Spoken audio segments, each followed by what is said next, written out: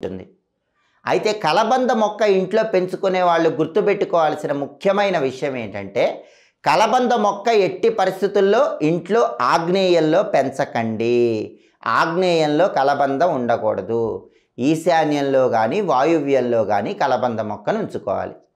అలాగే కలబంద గుజ్జు తీసి శుక్రవారం పూట శ్రీ మహాలక్ష్మీదేవికి ఆ గుజ్జు నివేదన చేసి ఆ తర్వాత ఆ గుజ్జుని నీళ్లలో కలుపుకొని మీరు స్నానం చేస్తే భయంకరమైనటువంటి దరిద్రాలన్నీ పోతాయి. అష్టదరిద్రాలు పోయి అష్టైశ్వర్యాలు కలగాలంటే శుక్రవారం ఒక అద్భుతమైన పరిహారం పాటించాలి. అదే కలబంద గుజ్జు పరిహారం. అది కూడా ఎప్పుడు చేయాలి? శుక్రవారం సాయంకాలం ప్రదోష కాలంలో చేయాలి. ప్రదోష కాలం అంటే సూర్యాస్తమయానికి ముందు వచ్చేటటువంటి 24 నిమిషాల కాలాన్ని ప్రదోష కాలం అంటారు. ఆ ప్రదోష కాలంలో మీరేం చేయాలి?